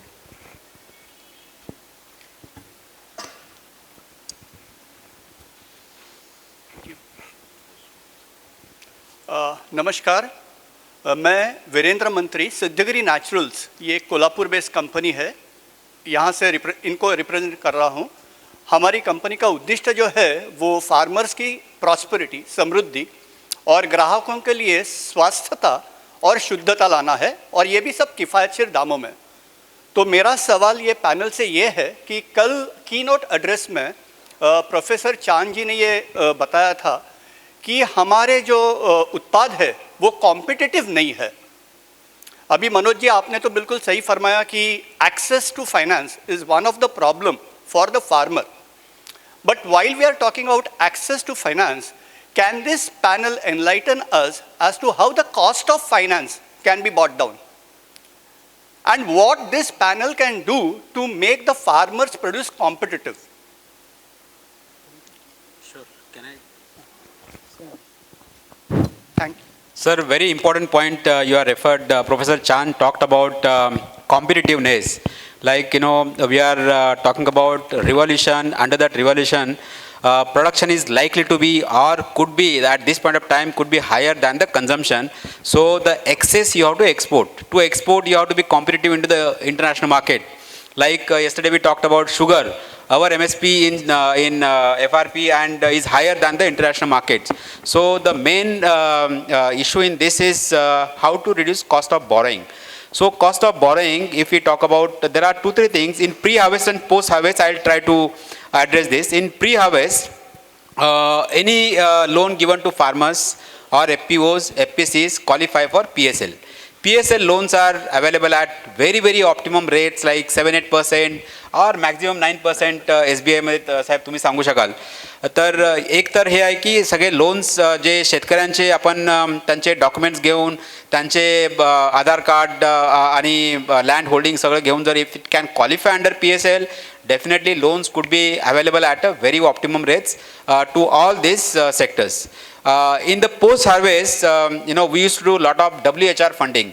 साहेब तुम्हाला ज्ञात असेल, warehouse receipt financing is again a kind of loans which qualify under PSL. So WHR, you can keep your commodity in warehouse, take a warehouse receipt from the warehousing company, go to SBI or Bank of Maharashtra or any bank, again that you can avail a WHR. So WHR again it's available at very optimum rates as low as 7.5% to 8%. अजून एक avenue याच्यामध्ये साहेब असा आहे, yesterday we talked about MSME financing. So MSME financing, there are 3 or 4 trades platforms available in India now. Trades platforms are approved by RBI. So suppose you are a cooperative. You are buying your raw material from MSME or a micro, small, medium enterprise. If that bill can be taken to the platform, MSME platform, like Receivable Exchange of India, M1 Exchange of India, Axis Bank has recently come up with Invoice Smart. These are few of the trades platforms available.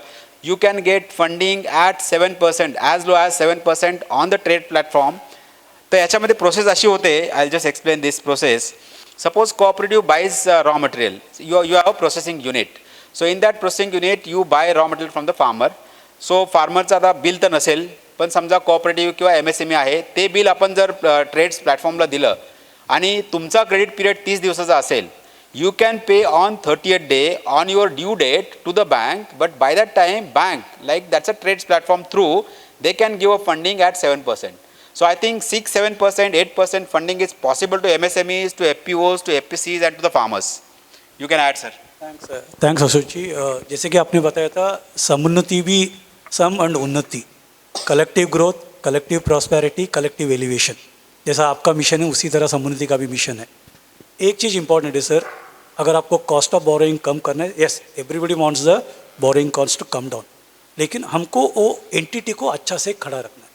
For example आपका cooperative होगा या FPO होगा, first हमको FPO को legal compliance और governance में इतना पक्का करना चाहिए. 3C जो सर ने बोले थे, capital, culture and your character, this is capacity, this are very important. एक बार आपने वो अच्छा से कर दिया, कोई भी इकोसिस्टम प्लेयर हो, चाहे वो टेक्नोलॉजी हो, कोई बैंक हो, सामने से आएंगे और वो हिसाब से आपका जो वॉल्यूम, टर्नओवर और गवर्नेंस स्ट्रांग रहेगा, anyone will connect with you. People like us और नॉन बैंकिंग फाइनेंस कंपनी, चाहे हमारा लोन थोड़ा ज़्यादा हो जाएगा, लेकिन हम भी यही प्रयास करते हैं कि किस तरह इनके साथ जुड़ जाए ताकि हम डोनर कैपिटल लेके आए. जिससे कॉस्ट ऑफ कैपिटल कम होगा। हम देखते हैं कि ठीक है, अगर अच्छा सा प्रोजेक्ट है, क्या हम स्टेट बैंक के साथ एक को लेंडिंग का अप्रोच कर सकते हैं ताकि वो एक 60-70% लेंड कर सके, समुन्नति या कोई NBFC बैलेंस 30% लेंड करेगा, तो FPO या कोऑपरेटिव को एक ब्लेंडेड फाइनेंस कॉस्ट के हिसाब से कम गिरेगा, राइट। तो इस तरह की ऑलरेडी काम हो रहा है और आगे जाके भी होगा। एक ही इम्पॉर्टेंट बात है कि जो भी FPO है या आप जैसे ऑर्गेनाइजेशन है जो फार्मर के साथ जुड़े हो, उसको अच्छा से करना है ताकि आपका ट्रैक रिकॉर्ड, आपका इकोसिस्टम, आपका कमिटमेंट सही रहेगा। Anybody can connect with you and giving a solution is not a problem, that way we can assure you. Thank you. Sir, माझा एक प्रश्न आहे. मी कोपर्डी कृषीरत्न फार्मर प्रोडक्ट कंपनीचा डायरेक्टर आहे. गोयल साहेब आहे तिथं. गव्हर्मेंट सपोर्ट करते, परंतु ज्यावेळेस आम्ही बँकेमध्ये जातो, आम्ही बँकाचा आजही मानसिकता अशी आहे. आज 4-6 महिने झाला आम्ही स्मार्टने आम्हाला प्रोजेक्ट दिला आहे, परंतु बँकेमध्ये गेल्यानंतर बँकेची मानसिकता, तिथल्या अधिकाऱ्यांची मानसिकता अशी आहे, म्हणजे माफ करा, परंतु अशी आहे की त्याला शेतकरी म्हणूनच तिथं ऑर्गनायझेशन, FPOला ऑर्गनायझेशन म्हणून आजही बघण्याची मानसिकता खाली दिसत नाही. त्याला शेतकरी म्हणूनच बघितलं जातं. आता माझ्यासारखा छोटा शेतकरी 2 एकर शेती आहे, परंतु FPOमधून मी संमतीचं फायनान्स घेऊन आज माझा जर 2 कोटीचा टर्नओव्हर 2 महिन्यामध्ये जर होत असेल, तर तिथं त्या बँकेने त्याच दृष्टीने बघणं गरजेचं असताना ती बँक तसं बघत नाही. म्हणजे जे काय बँका असतील त्या, आणि गव्हर्नमेंट बँका सपोर्ट करत नाहीत असं मला जाणवलं.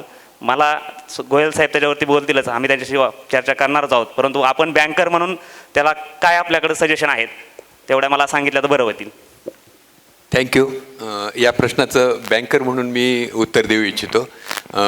आपला जो प्रश्न आहे अगदी वास्तव परिस्थितीला धरून आहे, याच्यामध्ये असं काही चुकीचं काही नाही आहे. पण तुम्ही ज्या पद्धतीनं आणि ज्या धाडसानं मांडलात त्याबद्दल सर्वप्रथम तुमचं अभिनंदन. आत्तापर्यंतचा सर सगळ्यांचाच दृष्टिकोन असा होता की एकंदरीत ॲग्रिकल्चर फायनान्स, म्हणजे माझं स्वतःचा सुद्धा, म्हणजे माझे 37 वर्ष ॲग्रिकल्चर फायनान्समध्येच गेलेले आहेत. तरी मलाही 2 वर्षापूर्वीपर्यंत असं वाटायचं की शेतकऱ्याला वैयक्तिक मदत म्हणजेच ॲग्रिकल्चर फायनान्स हाच कन्सेप्ट माझ्याही डोक्यात होता. पण ह्या 2 वर्षापासून स्थिती बदलते आहे आणि त्याच्याही मध्ये विशेषतः या कोविड प्रक्रियेमध्ये आपल्याला असं आढळून आलं की कुठल्या सेक्टरनी आपल्याला तारलं असेल तर ते कृषी सेक्टरनी तार दिला आहे. आणि या कृषी सेक्टरनी जे तारलं ते कुणाच्या भरोशावर तारलं तर शेतकऱ्यांच्या आणि त्यांच्या जे काही FPC वगैरे ह्या नवनवीन कल्पना आहेत त्यांनी तारलं. तर मग ह्यानंतर आम्ही सगळे खडबडून जागे झालेलो आहोत आणि आमचा बघण्याचा दृष्टिकोन आता एंटायरली 360 डिग्री चेंज झालेला आहे. आपल्याला आता म्हणजे आमचे ॲग्रिकल्चर रिलेशनशिप मॅनेजर्स आहेत जे की पूर्वी फक्त इंडस्ट्रीज आणि कॉमर्ससाठी राहायचे, आता ॲग्रीसाठी विशेष अधिकारी आहेत, विशेष टेक्निकल अधिकारी आहेत. आणि आपल्याला जिथे तुम्हाला वाटेल त्या झोनला आपला एक विशेष अधिकारी पण स्टेट बँकेने पुरवलेला आहे. एवढंच नाही तर तुमच्या FPCसाठी आम्ही महा-FPC, समुन्नती, ॲग्री FPC फेडरेशन्स ह्या विविध संघटनांची पण आम्ही टायअप केलेले आहेत. तर त्यांच्या माध्यमातूनही तुम्ही येऊ शकता, डायरेक्ट आमच्याकडे अप्रोच होऊ शकता किंवा आमच्या बँकेलाही येऊ शकता. असं आहे की एकदा सुरुवात, स्टेट बँक खूप मोठी आहे, त्याचं शेवट म्हणजे आज आपल्याकडे 1100 ब्रँचेस महाराष्ट्रामध्ये आहेत. तर त्याचा तो झिरपणं ज्याला आपण म्हणू एखाद्या प्रक्रियेचं, ते शेवटपर्यंत जायला थोडासा वेळ लागतो. पण स्थिती आता खूपशी बदलून गेलेली आहे आणि FPC हा आमच्याही टार्गेटवरचा महत्त्वाचा विषय बनलेला आहे. थँक्यू. सर, तुम्ही सांगितलं बरोबर आहे, परंतु आज माझी सिच्युएशन अशी परिस्थिती आहे, बँकेमध्ये गेल्यानंतर आजही आम्हाला टर्म लोनसाठी नाकारलं जात आहे FPOंना. कारण तिथं बँकेला आमचं प्रपोजल आहे, सगळं हे आहे, परंतु काय सांगितलं जातं की तुम्ही आता दुसऱ्या बँकेकडे जावा. दुसऱ्या बँकेकडे गेलं ते म्हणतात 6 महिने तुम्ही कुठे झोपले होते का, ते बँकेकडे गेलं की ती बँकेमध्ये तुम्ही काय झोपले होते का. म्हणजे ही परिस्थिती प्रत्येक बँकेची आहे. खाली ज्या ब्रँच आहेत म्हणजे ग्रामीण लेवलला त्या ब्रँच काय करतात, त्यातले जे मॅनेजर आहेत किंवा तिथले जे जे तुमच्या बँकिंगचे पाहणारे आहेत, ते परिस्थिती अशी सांगतायत सर्वजण. म्हणजे बिलकुल तुमचं म्हणणं अगदी करेक्ट आहे. पण ही स्थिती आता खूप बदललेली आहे आणि तुम्हाला माझे प्रतिनिधी पण इथे बसलेले आहेत, आपण या कार्यक्रमानंतर बोलू सविस्तर आणि त्याचा तुम्हाला अनुभव असा येईल की निश्चितच ही परिस्थिती एंटायरली चेंज झालेली आहे. नक्कीच. थँक्यू. मैं एक चीज़ बता दूँ, यहाँ पर जितने दर्शक हैं, कि आज भी हिंदुस्तान में जो अभी एग्रीकल्चर क्रेडिट है उसका 72% सिर्फ क्रॉप लोन के लिए जाता है. हमारे पास प्रोडक्ट्स कुछ भी होंगे, 70-72 केवल कृषि उगाई के लिए, क्योंकि वो एक क्रॉप में सीजन में चला गया. अब उसके बाद जो सारी एक्टिविटीज़ है, चाहे वेयर हाउस और सीड फाइनेंस है, चाहे वो प्रोसेसिंग का एड्स है, उसके लिए लिमिटेड फ्लो ऑफ क्रेडिट है. इवन जो मॉनिटरिंग भी होती है वो होती है क्रॉप लोन की, rather than capital formation in agriculture या इस टाइप की जो एक्टिविटीज़ है विच आर. तो हमें थोड़ा सा अपने क्रेडिट सिस्टम में भी ये रखना पड़ेगा कि इस पर्टिकुलर एक्टिविटी को आप करें तो ये आपका एक टारगेट में होना चाहिए कि भाई हमने एफपीओ को फाइनेंस किया. अभी 3 साल पहले जैसे सोलर पंपिंग सिस्टम और स्मॉल सोलर यूनिट्स को प्रायोरिटी सेक्टर में दर्जा दिया गया, उससे थोड़ा उसको बेनिफिट हुआ है. तो हकीकत यह है कि आज भी सब लोग फार्मर जो है क्रॉप लोन लेते हैं और बाकी जो एक्टिविटीज़ है कहीं ना कहीं सबड्यू होती है. इसलिए अभी पूरे के पूरे एग्रीकल्चर सेक्टर में हमें एक umbrella of various products banana पड़ेगा और उसका कितना महत्व होना चाहिए इस अम्ब्रेला के अंदर, वो हमें उसकी एडवोकेसी करनी पड़ेगी गवर्नमेंट के साथ और रिलेटेड फाइनेंशियल रेगुलेटर्स के साथ.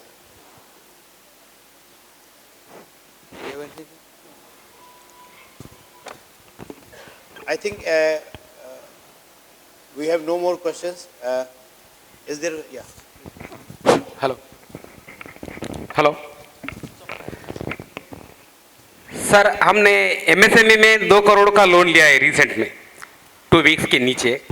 अभी हमको एक्सपोर्ट करने के लिए और भी चाहिए, फंडिंग ज़्यादा चाहिए, मिल सकता? नहीं, वो पेड करने के बाद मिलता. एमएसएमई सेक्टर में 2 करोड़ लोन ले चुके हैं 2 वीक्स पहले.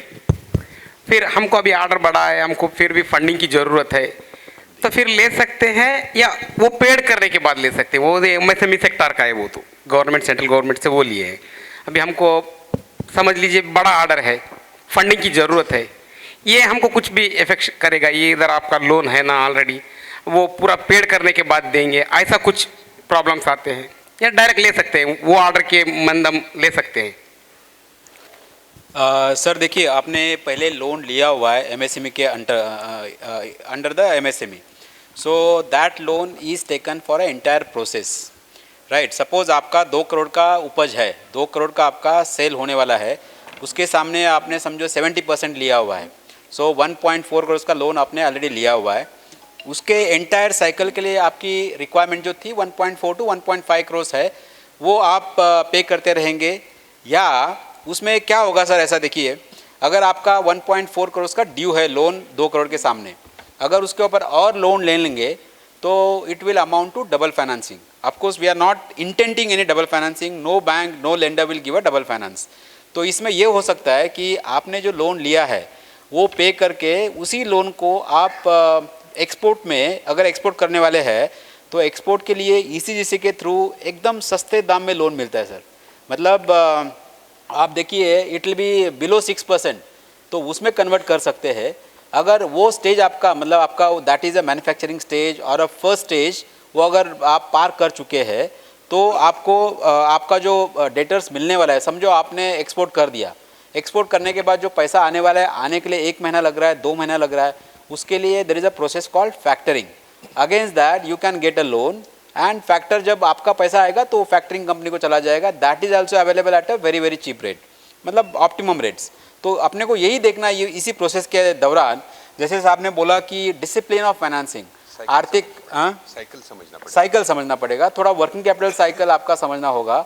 और उसके तहत अगर आपका पहला लोन पे होता है तो दूसरा लोन डेफिनेटली मिलेगा आपके रिसीवेबल के सामने, which can be again at a LIBOR rate. LIBOR is a international rate which is around 1%, 1.5%. But उसको अगर हेज करते, बिकॉज अभी आपने देखा होगा डॉलर में इतना फ्लक्चुएशन है, अगर आपका लोन जो पैसा मिलने वाला है आपका receivable, if that is in a different currency than rupees, then you have to hedge that particular currency. तो हेज कॉस्ट उसमें ऐड करते हैं तो थोड़ा कॉस्ट बढ़ता है, but yet it is very competitive than the domestic interest rates. नहीं, ये नहीं कह रहा हूँ सर, जो वो सेंट्रल गवर्नमेंट से जो ऑलरेडी ऑफर कर रहे हैं प्राइवेट लिमिटेड कंपनी को, नया इनकॉर्पोरेट हुआ है, थोड़ा बहुत सीड फंडिंग दे रहा है, वो पूरा हो रहा है, उसमें भी हमको एप्लीकेशन में क्या है उतना इजी नहीं रखा। यहाँ पे किसान भाई भी है, उनको भी है, लेकिन वो लोग को तो पूरा समझ में नहीं आएगा, उसके चार्जेस भी ज़्यादा है। सेंट्रल गवर्नमेंट के जो स्टार्टअप को 20 लाख ग्रांट दे रही है, अभी कल 14 को लास्ट है, फिर 15 लाख की ग्रांट दे रही है, लेकिन एप्लीकेशन उतना ईजी नहीं है जितना ग्रांट सेंट्रल गवर्नमेंट दे रही है। ये फंडिंग का एप्लीकेशन भी उतना ईजी नहीं है, उसके लिए भी एक थर्ड पार्टी को पकड़ के एप्लीकेशन करना पड़ता है, उसका भी कॉस्ट ज़्यादा है। Right. दे रही है, उसका फिर उतना मुश्किल हो जा रहा है। सेंट्रल गवर्नमेंट दे रही है ग्रांट, फिर एक 15 लाख दिया है, एक 20 लाख दिया है, अभी उसका एप्लीकेशन तो बहुत मुश्किल है। अभी किसान भाई को तो उतना समझ में नहीं आता। Right. हम इतना लोग को रह के भी हम मुश्किल का सामना किया है 20 लाख लेने के लिए। अभी कल 14 को लास्ट डेट है 15 लाख ग्रांट का, रिटर्न पे करने का नहीं है। ये किसान भाई को सबको समझना चाहिए कि 14 को लास्ट डेट है, 50 लाख ग्रांट रिटर्न पे करने का नहीं है, लेकिन उसका जो अप्लाई है बैंक के जो टर्म्स और कंडीशंस है बहुत कठिन है। किसान भाई को उतना इजी नहीं है, एप्लीकेशन दे रहे हैं, वो पेपर भी देखेंगे या टीवी में देखेंगे, लेकिन एप्लीकेशन उतना इजी नहीं है। उसके लिए भी एक नया सोचना पड़ेगा, उन तक पहुंचना चाहिए। एक थर्ड पार्टी को उतना पेमेंट करने के लिए उनके पास नहीं रहेगा। Right, very valid sir, because grant जो है, देखो ग्रांट में तो कोई इंटरेस्ट चार्ज नहीं होगा, that is amount is given to you for your process, for your working capital cycle. But आपने सही मुद्दा उठाया कि ग्रांट का application itself is so tough, उसको कैसे आसान करें, क्योंकि उसके लिए आपको सीए के पास जाना पड़ेगा, सीए के चार्जेस है, उनके एडमिन चार्जेस होंगे, ऑडिट दिखाएंगे, वो सब करना होगा। तो इनिशियली अगर नया ये प्रोसेस है तो थोड़ा टाइम लग सकता है, but definitely yes, this is a point worth taking to that committee who is giving the grant. 20 lakh लेने के लिए सिर्फ आधार कार्ड मांगा है, लेकिन एप्लीकेशन पूरा सिर्फ आधार कार्ड, एक एमएसएमई सर्टिफिकेट, आधार कार्ड, ये दोनों पे 20 लाख लेने के लिए 3 महीना लगा है। उसमें डॉक्यूमेंट तो सिर्फ आधार कार्ड है, एमएसएमई है, लेकिन 3 महीना उनका चार्ज ही ज़्यादा होगा। जो थर्ड पार्टी एप्लीकेशन किया है उनका चार्ज ही मुझे ज़्यादा होगा, 21,240 रुपीज़ उनका। राइट। गवर्नमेंट का तो रिटर्न पे करने का नहीं है 20 लाख सीड फंडिंग का, लेकिन अब ये किसान भाई भी है, उनको भी दिखता है, हमको भी मिलना है, लेकिन एप्लीकेशन बहुत टफ है, उसको थोड़ा सरल किया तो उन लोग को भी फायदा होना चाहिए। एब्सोल्युटली सर, अभी जैसा उन लोगों को जितना फायदा होगा तो हम तक पहुंचेंगे, हम भी उनके पास प्रोडक्ट लेंगे, एक्सपोर्ट करेंगे। अभी हमको लोन की जरूरत नहीं रहती है, वो भी थोड़ा हमको टाइम देते हैं, उनके पास जब फंड रहता है वो थोड़ा ताकतबंद रहते हैं, हिम्मत आता है, 1 वीक तक वो लेट कर सकते हैं। हम भी लोन नहीं लेंगे हमारे इंडिया से, हमारे बायर का पैसा आने में कभी कभी 1 वीक लगता है, डॉलर कन्वर्टेशन वो पूरे के लिए 1 वीक लगता है, उनको भी थोड़ा ठीक रहना चाहिए। हमारा भी आपका पॉइंट हम समझ गए, और नेक्स्ट जो भी हमारी रिकमेंडेशन जाएगी तो इस पे हम ऐड करेंगे। ठीक है। और दूसरा एक ही चीज़ है, बैंक या कोई भी ये ऐसा नहीं कि देना नहीं है, ये होता है कि वो रिपेमेंट कैपेसिटी चेक करते हैं, और भी फैक्टर्स होते हैं। पर जो आपका पॉइंट है वैलिड है, इसको हम जो एडवोकेसी के उस पर अपने तरीके से जो रिकमेंडेशन है उसमें जाएगा। Thank you. Thank you. Thank you so much, everyone. Any questions? Okay, last question we'll take. नमस्कार सर, आमच्या स्टॉलला काल पाटील सरांनी भेट दिली होती आणि आमचे जे मित्र आहेत त्यांनी जो प्रश्न उपस्थित केला की बँकांकडे FPC ज्यावेळेस जाते त्यावेळेस नकारात्मक बघितलं जातं, तर तो अनुभव मी 3 महिन्यापूर्वी घेतलेला होता। सर आले, सरांनी विचारलं, म्हटलं सर 3 महिने झाले फाईल देऊन आणि कुठल्याही प्रकारचा फॉलोअप आम्हाला बँकेकडनं मिळत नाही। सर म्हटले तुम्हाला 5 मिनिटात फॉलोअप मिळेल, आणि खरोखर एक 10 मिनिटानंतर मला बँक मॅनेजरांचा फोन आला की सर तुमची फाईल आम्हाला कधी दिली होती, आणि कधी दिली होती म्हटलं सर बँक मॅनेजरांची बदली झाली त्या टायमाला त्या बँक मॅनेजरांनी तुमच्याकडे फाईल सुपूर्द केली, तुमच्या डायरीमध्ये माझं नाव लिहून घेतलं, आणि त्यानंतर तुम्ही म्हटले एक 8 दिवसांनी तुम्हाला कॉल करतो, तर तुम्ही काय कॉलही करत नाही आणि एंटरटेनही करत नाही। तर ते म्हणे आमच्याकडनं चूक झाली, फाईल शोधायला लावतो। त्यांच्या कारकुनाचा मला फोन आला, म्हणजे जो कोण फाईल बघत असा त्यांना फाईल मिळू नाही राहिली, 3 महिने होऊन गेले। तर मग अशा आता समजा ठीक आहे, मला तुमच्या स्टॉलला भेट झाली, माझ्या स्टॉलला तुमची भेट झाली, डायरेक्ट इंजेक्शन बसलं, निश्चितच त्याच्यामध्ये पॉझिटिव्ह बदल तुम्हाला आज संध्याकाळपर्यंत दिसून येईल। तो मिळाला सर, मला मिळाला, पण आता जे म्हणतात ना आमचे मित्र म्हणतात तुमचा अनुभव सकारात्मक आहे, हे महत्वाचं। हो, पण आमच्या मित्रांना आता प्रत्येक वेळेस तर तुमच्यासारखे अधिकारी स्टॉलला भेट देणार नाही आणि मॅनेजरला फोन, मग मॅनेजर फॉलोअप घेणार नाही, तर ही सिस्टीम बदलत आहे असं तुम्ही म्हणताय, हां. पण ती लवकरात लवकर बदलली तर Yes. आमच्या बाकीच्या FPC वाल्या तुम्हाला अनुभव आलाच असेल की मला काल अनुभव आला. परिस्थिती बदलत आहे. बदलत तर हां, तर हे नक्कीच पॉझिटिव्ह आहे आणि ही स्थिती आणखी वेगाने बदलते एवढं नक्की. नक्की थँक्यू सर. थँक्यू. साहेब, स्टेट बँकेकडनं 10 मिनिटात फोन येणं म्हणजे really it's very very appreciable fact. Shall we conclude the session? Okay, thank you so much. And we are concluding this session with a positive note. Thank you so much. I request DG Sir, Shri Sandeep Khoslaji, to kindly come up on the stage and felicitate the panelists and the moderator.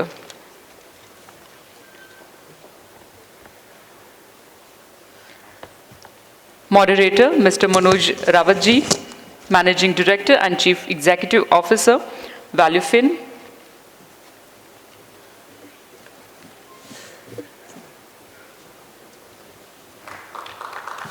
Thank you, sir. Mr. Jinesh Shah, Managing Partner, Omnivores. Mr. Sridhar Iswaran, Founding Member, Samunnati Financial Intermediation and Services Private Limited. Mr. Rajeshwar Patil, Assistant General Manager, Agri Maharashtra Circle, State Bank of India. Mr. Ashok Dhamankar, CFO, Financial Services, UPL Limited.